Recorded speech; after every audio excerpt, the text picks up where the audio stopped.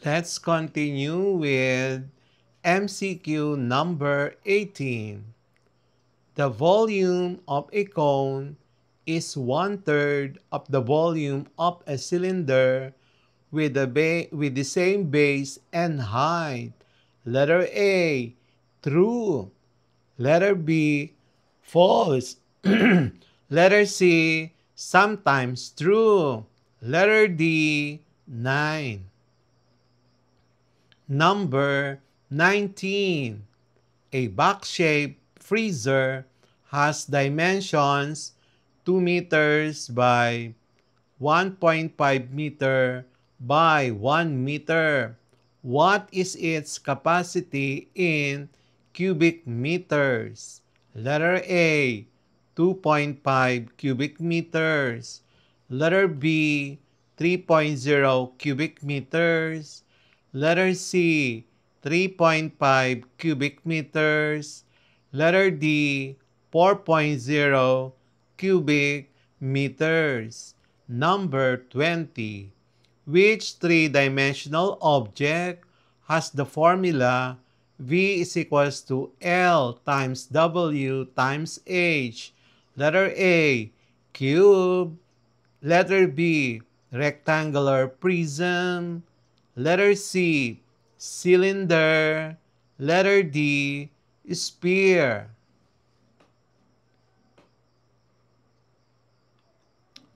Our answer key for our quarter 3 measurement and geometry lesson Roman numeral number 6, calculating volume and capacity of three-dimensional objects in daily life.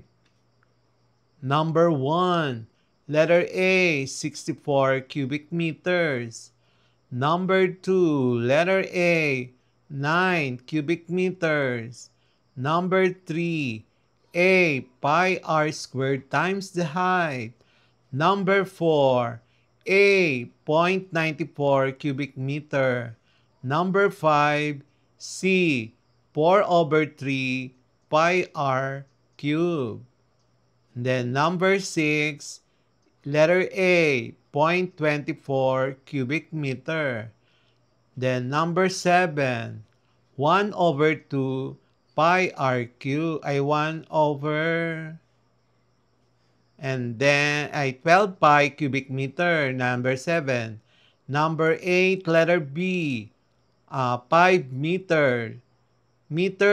And then number 9, C, liters. And then number 10, B, 200 liters. Number 11, the correct answer is letter C, 9 pi cubic meters.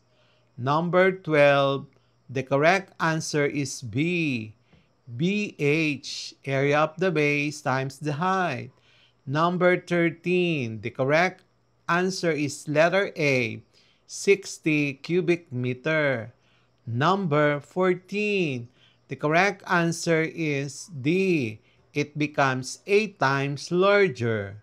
And then number 15, letter B, 100 cubic meters. And then number 16, the correct answer is letter C, 0.25 cubic meters. And then number 17, the correct answer is 1 cubic, letter C, 1 cubic meter. Number 18, the correct answer is letter A, true. Number 19, the correct answer is letter B, 3 cubic meters. And then the correct answer for number 20 is B, rectangular prism.